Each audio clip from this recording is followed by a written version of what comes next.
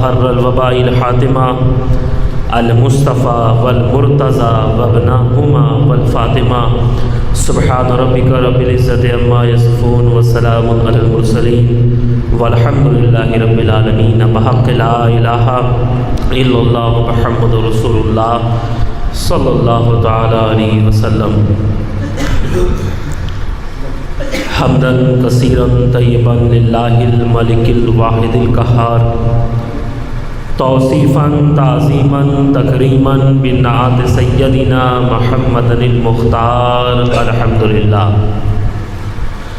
الحمدللہ رب العالمین والعاقبۃ للمتقین والصلاۃ والسلام علی سید الانبیاء والمرسلین اما بعد فاعوذ باللہ من الشیطان الرجیم بسم اللہ الرحمن الرحیم قد جاءکم من اللہ نور صدق اللہ العظیم وصدق رسولہ النبی الامین المتین الکریم ونحن علی ذلک لمن الشاہدین والشاکرین والحمد للہ رب العالمین۔ محفل میں موجود استاذ العلماء استاذ محترم حضرت مفتی فاروق عالم اشرفی شیخ الحدیث جامعہ شہبازیہ، دیگر علماء کرام، ثنا خوان مصطفیٰ، حاضرین و سامعین، السلام علیکم ورحمۃ اللہ وبرکاتہ۔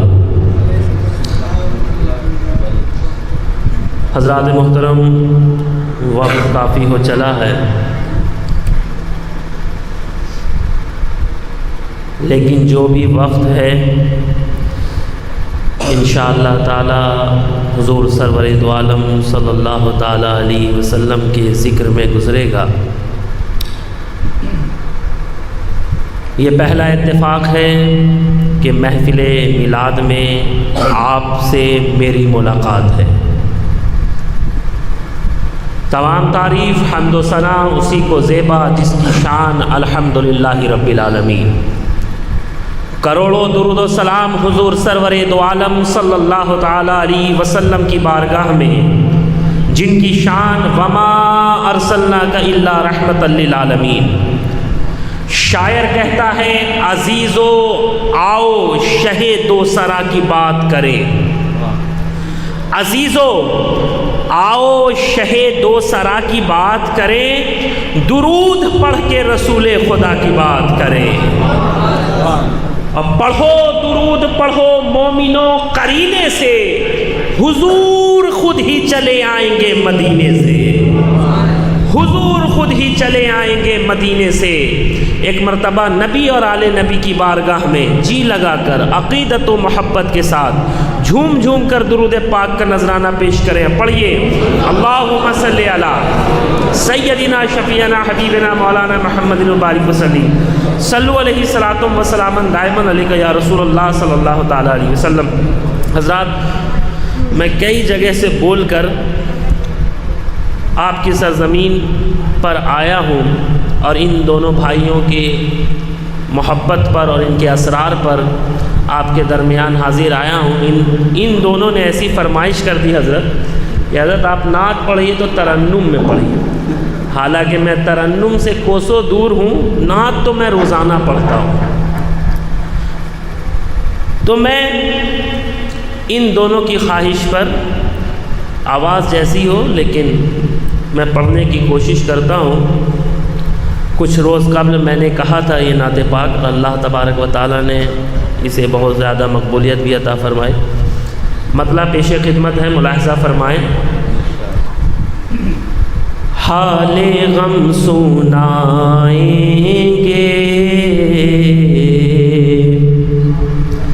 حال غم سنائیں گے، جب مدینے جائیں گے، حال غم سنائیں گے، جب مدینے جائیں گے، حال غم سنائیں گے،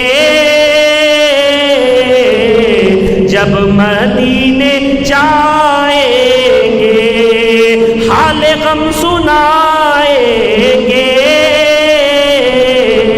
جب مدینے جائیں گے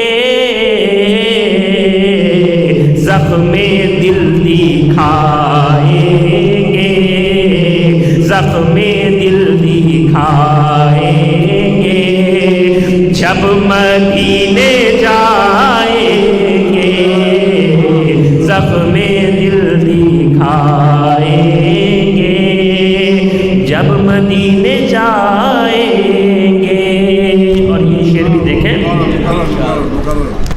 حال غم سنائیں گے جب مدینے جائیں گے حال غم سنائیں گے جب مدینے جائیں گے زخم دل دکھائیں گے جب مدینے جائیں گے.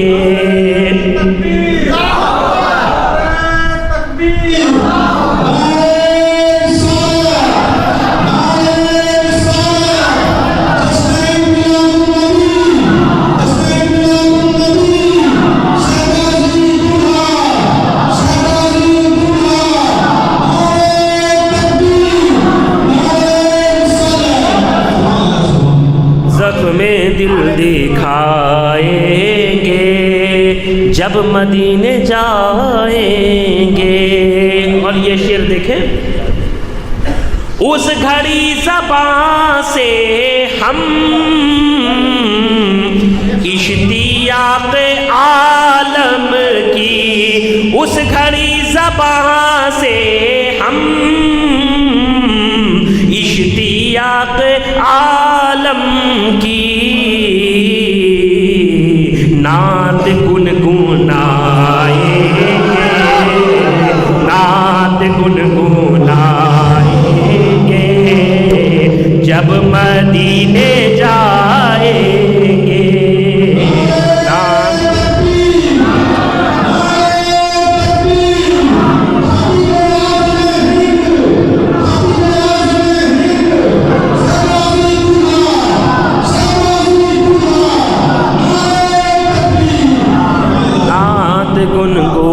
گنگنائیں گے جب مدینے جائیں گے. اور یہ شعر شاعر کہتا ادب گاہست زیر آسماں از عرش نازک تر نفس گم کردمی آیت جنید و بایزید ایجا. اور شعر ملاحظہ فرمائیے خوف سے وجود اپنا سوچ کر لرزتا ہے خوف سے وجود اپنا سوچ کر لرزتا ہے کیسے منہ دکھائیں گے کیسے منہ دکھائیں گے جب مدینے جائیں گے کیسے منہ دکھائیں گے جب مدینے جائیں گے. حضرت یہ شعر بے قرار دل کب سے کہہ رہا ہے یہ سب سے بے قرار دل کب سے کہہ رہا ہے یہ سب سے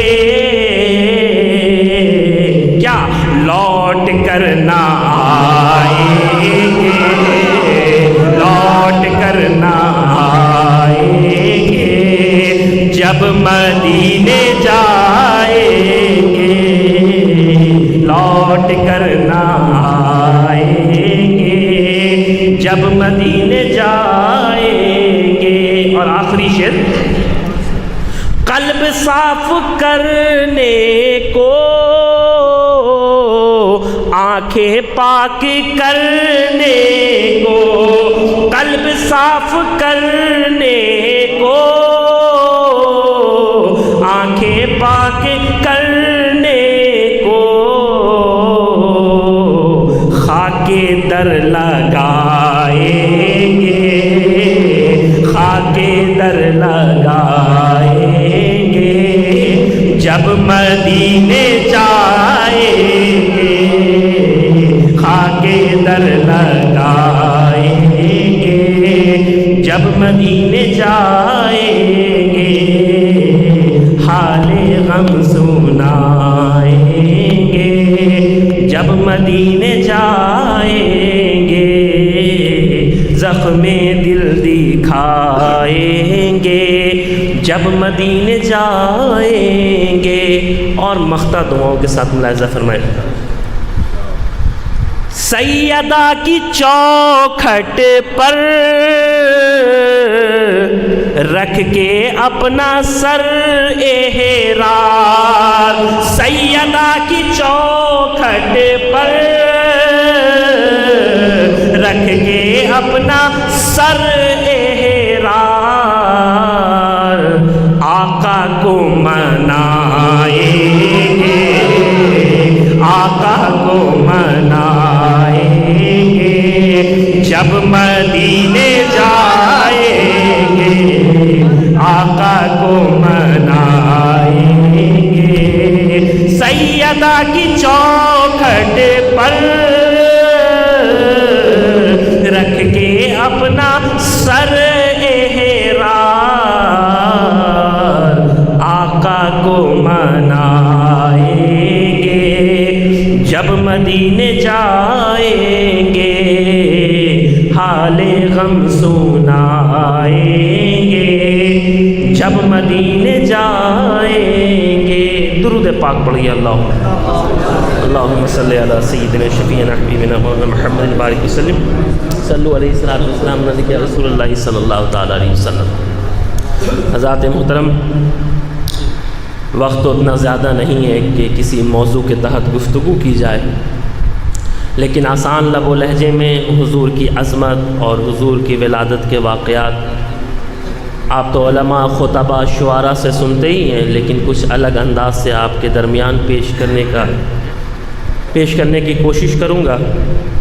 سب سے پہلے میں اپنے دادا جان حضور امام المسلمین حضرت العلام صفی العالم صفی شہبازی نور اللہ مرکزہ کے بس 2-3 شعر تحت میں پڑھنا چاہتا ہوں۔ آپ نے فرمایا، طلوع وہ دیکھو رسالت کا آفتاب ہوا، طلوع وہ دیکھو رسالت کا آفتاب ہوا، ضیا سے جس کی ہر ایک ذرہ ماہتاب ہوا، اور کہیں جو حد سے فزوں شوق و اضطراب ہوا، درے حضور پہ پہنچا تو دل گلاب ہوا، درے حضور پہ پہنچا تو دل گلاب ہوا۔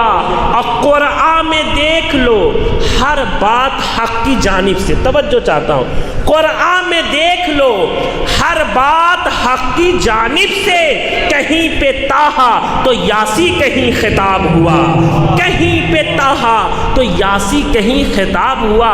اب مجھے بہت سنبھل کر آپ حضرات کے سامنے گفتگو کرنا ہوگا تاکہ ہر خاص و عام کو میری بات سمجھ میں آئے۔ اب سب سے پہلے میں ایک بات آپ کو سمجھاتا چلوں کہ اللہ تبارک و تعالیٰ نے، حضور کی عظمت بیان کر رہا ہوں، اور جہاں پر سرکار کی بات ہو وہاں پر عاشقوں کو جھومنا چاہیے،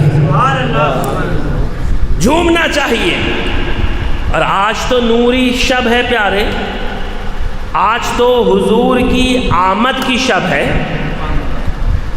یہ وہ شب ہے جس شب پر ہزارہا شب ہائے قدر قربان ہے، یہ وہ شب ہے۔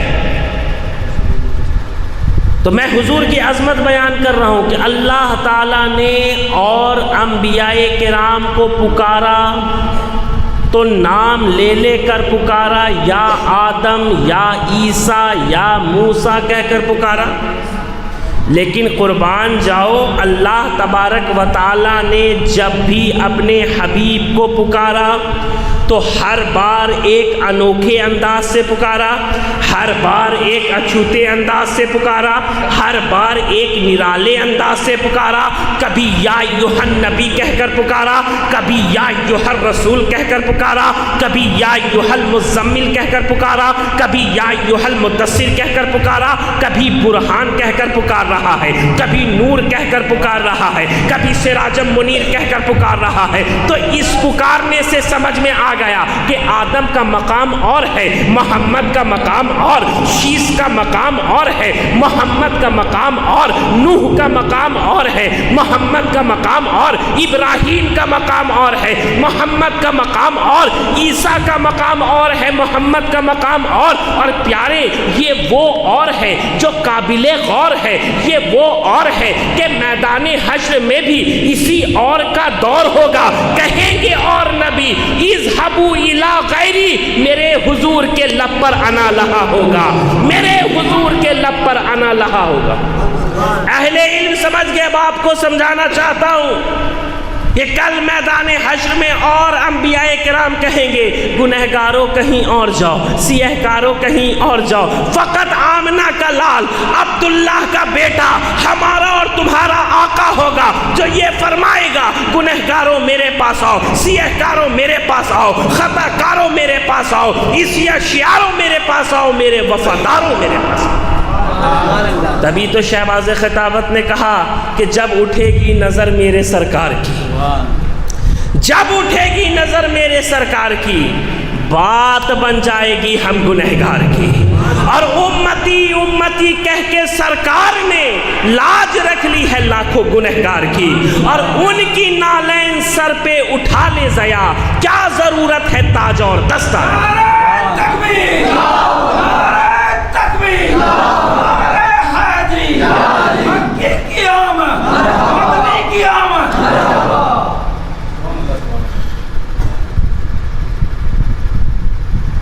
ایک بات عرض کرنا چاہتا ہوں کہ اللہ تبارک و تعالیٰ نے اپنے بندوں کی ہدایت کے لیے، ان کی رہبری کے لیے، ان کی رہنمائی کے لیے، انہیں اچھائی اور بھلائی کی راہ پر چلانے کے لیے اپنے خاص بندوں یعنی انبیاء و مرسلین کو یکے بعد دیگرے بھیجتا رہا، اور یہ سلسلہ رشد و ہدایت اتنا دراز سے دراز ہوا، اتنا آگے بڑھا، اتنا طویل ہوا کہ ان آنے والے ہادیوں کی تعداد، ان آنے والے رہبروں کی تعداد، ان آنے والے پیشواؤں کی تعداد، یعنی ان آنے والے رسولوں کی تعداد 1,24,000 کم و بیش تک پہنچ گئی۔ اللہ تبارک و تعالیٰ نے اپنے ان بندوں پر کچھ ایسا خاص کرم فرمایا کہ ان کو تمام جہان والوں سے افضل و اعلیٰ اور برتر و بالا بنایا۔ یہی وجہ ہے کہ ہم اہل سنت والجماعت کا یہ اجماعی عقیدہ ہے کہ کوئی بھی غیر نبی کسی نبی کے برابر نہیں ہو سکتا۔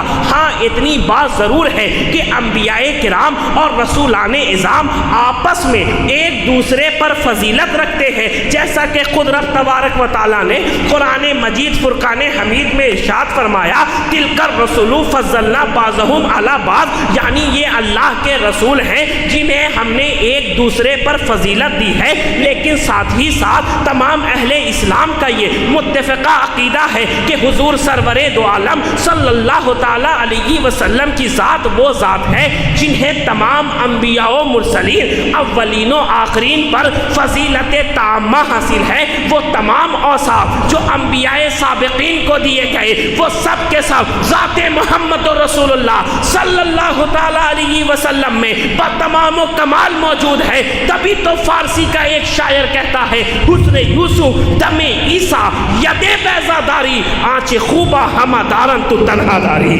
آنچ خوبہ ہمہ دارن تو تنہا داری۔ اور ایک پتے کی بات کرنا چاہتا ہوں، اللہ تبارک و تعالیٰ نے جب بھی کسی نبی کو بھیجا تو لوگوں کی ضروریات اور دنیا کے حالات کے اعتبار سے بھیجا۔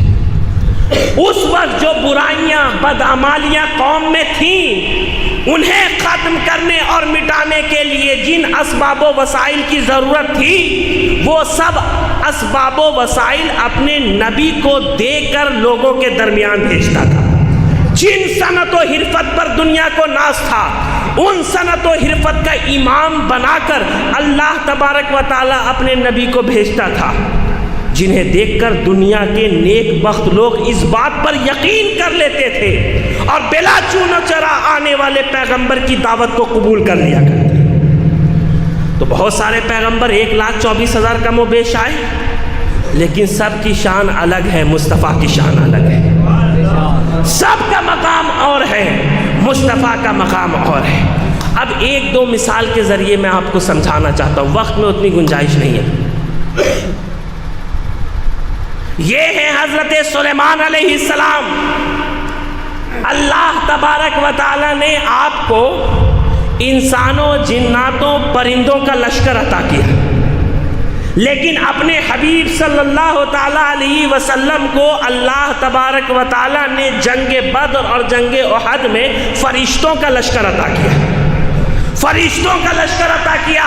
حضرت سلیمان علیہ السلام کی شان یہ ہے کہ آپ 3 میل دور سے چیٹی کے چلنے کی آواز سن لیا کرتے، مگر حضور سرور دو عالم صلی اللہ تعالیٰ علیہ وسلم کی شان یہ ہے کہ آپ اپنے ماں کے پیٹ سے لوح محفوظ پر چلنے والے قلم کی آواز سن لیا کرتے۔ یہ ہے شان مصطفیٰ، یہ ہے عظمت مصطفیٰ۔ اگر اس پر بات کی جائے تو پوری رات تمام ہو جائے، لیکن بات مکمل نہ ہو۔ تو میں آپ کو سمجھانا یہ چاہتا ہوں، دنیا میں حضرت آدم کے بعد اتنی زیادہ برائیاں نہیں تھیں، کیونکہ ان کے بعد حضرت شیث آ گئے۔ حضرت شیث کے بعد بھی دنیا میں زمانے میں اتنی زیادہ برائیاں، بے حیائیاں نہیں تھیں، کیونکہ ان کے بعد حضرت نوح آ گئے۔ جب تک ایک نبی کے بعد دوسرے نبی آتے رہے، برائیوں کو پھیلنے کا موقع نہ ملا، بے حیائیوں کو عروج پانے کا موقع نہ ملا، اختلاف و انتشار کو پاؤں پسارنے کا موقع نہ ملا۔ لیکن جب حضرت عیسیٰ علیہ السلام کے آسمان پر اٹھائے جانے کے بعد 570 سال تک کوئی نبی نہ بھیجا گیا، کوئی رسول نہ بھیجا گیا، کوئی کتاب نہ بھیجی گئی، کوئی صحیفہ نہ بھیجا گیا، کوئی پیغام نہ آیا، تو لوگوں نے پیغام عیسوی کو بھلا کر، انجیل کی تعلیمات کو بھلا کر اپنے منمانے طریقے پر زندگی گزارنے لگے۔ گویا کہ نتیجہ یہ نکلا کہ دنیا ہر طرح کی برائیوں اور بے حیائیوں سے بھر گئی۔ گویا کہ دنیا تاریکیوں میں ڈوبی ہوئی تھی، ظلم کی تاریکی اس کے اندر، تشدد کی تاریکی اس کے اندر، بربریت کی تاریکی اس کے اندر، قتل و غارت کی تاریکی اس کے اندر، سفاکیت کی تاریکی اس کے اندر، گمراہیت کی تاریکی اس کے اندر۔ پہلے میں یکجا تو کر لوں کل جہاں کی ظلمتیں، تب کہیں کچھ واقعہ دور جہالت کا لکھوں۔ جہالت یہیں تھی، رذالت یہیں تھی، ضلالت یہیں تھی، بطالت یہیں تھی۔ بیٹیوں کو زندہ دفن کرنا لوگوں کی عادت بن چکی تھی، جوا کھیلنا لوگوں کی عادت بن چکی تھی، شراب پینا لوگوں کی عادت بن چکی تھی، عورتوں کو بے عزت کرنا لوگوں کی عادت بن چکی تھی، یتیموں کا مال کھانا لوگوں کی عادت بن چکی تھی، باطل خداؤں کے آگے جھکنا لوگوں کی عادت بن چکی تھی، پانی کے چند قطروں کے لیے صدیوں لڑتے رہنا لوگوں کی عادت بن چکی تھی، کمزوروں کو دبانا لوگوں کی عادت بن چکی تھی، غریبوں کو ستانا لوگوں کی عادت بن چکی تھی، عورتوں کی عزت سے کھیلنا لوگوں کی عادت بن چکی تھی۔ اب دنیا کو ضرورت تھی ایک ایسے ریفارمر کی، ایک ایسے قائد کی، ایک ایسے مصلح کی، ایک ایسے پیغمبر کی جو اپنے اندر ان تمام برائیوں کو ختم کرنے کی صلاحیت بھی رکھتا ہو اور ان سے لڑنے کی بھرپور طاقت بھی۔ تو پیغمبر تو پہلے بھی آئے، اب ضرورت تھی پیغمبر اعظم کی، رسول تو پہلے بھی آئے، اب ضرورت تھی رسول اعظم کی، ہادی تو پہلے بھی آئے، اب ضرورت تھی ہادی اعظم کی۔ تبھی تو شہباز خطابت فرماتے ہیں کہ جب ظلم و جور و کفر سے بھر گئی ساری زمین، چیخ اٹھی دنیا خدایا بھیج دے کوئی امی، بھیج دے کوئی امی۔ صبح صادق میں خدا کا نور اترا اوڑھ کر، شان ارسلنا کا الا رحمت للعالمین، شان ارسلنا کا الا رحمت للعالمین۔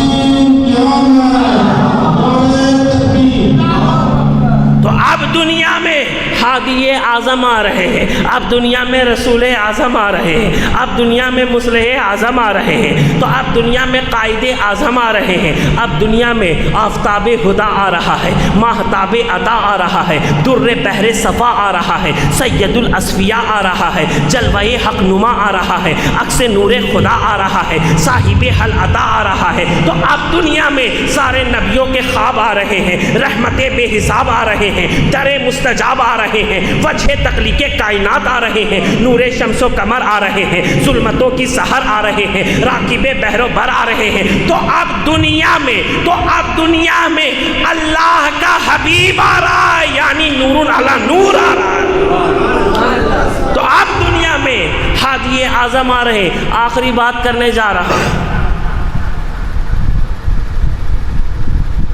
آئیے ہم اور آپ دیکھتے چلیں کہ اس رہبر کے آنے کا انداز کیسا ہے، اس مصلح کے آنے کا انداز کیسا ہے۔ کیا یہ بھی ویسے آئے جیسے دوسرے آئے؟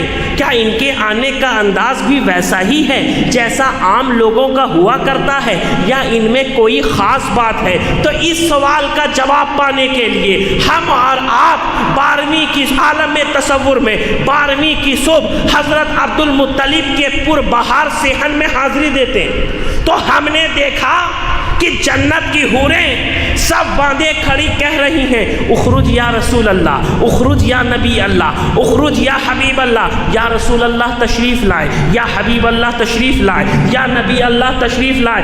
اسی درمیان نبوت کا آفتاب، رسالت کا ماہتاب اپنی پوری جلوہ سامانیوں کے ساتھ فرش زمین کو نور مبین سے منور کرتا ہوا مطلع دنیا پر طلوع ہوا، تو اچانک فضائیں یا نبی سلام علیہ، یا رسول سلام علیہ، یا حبیب سلام علیہ، صلوات اللہ علیہ کے لاہوتی نغمات سے گونج اٹھی۔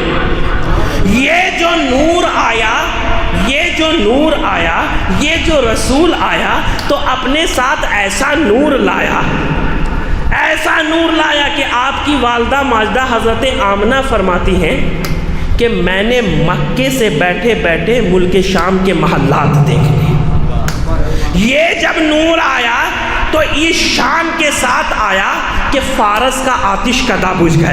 یہ نور جب آیا تو کعبے کے بت اوندھے گر پڑے۔ تبھی تو شہباز خطابت فرماتے ہیں کہ صنم منہ کے بل گر کے کعبے میں بولے، ہٹو آمد مصطفیٰ ہو رہی ہے، دلہن کائنات خدا ہو رہی ہے، ضرور آمد مصطفیٰ ہو رہی ہے۔ سبحان اللہ، سبحان اللہ۔ تو اللہ تبارک و تعالیٰ اس محفل کو اپنی بارگاہ میں شرف قبولیت عطا فرمائے، ہمارا اور آپ کا یہاں آنا اپنی بارگاہ میں قبول فرمائے، اور ہم سب کو حضور سرور دو عالم صلی اللہ تعالیٰ علیہ وسلم کی تعلیمات پر عمل کرنے کی توفیق عطا فرمائے۔ السلام علیکم ورحمۃ اللہ۔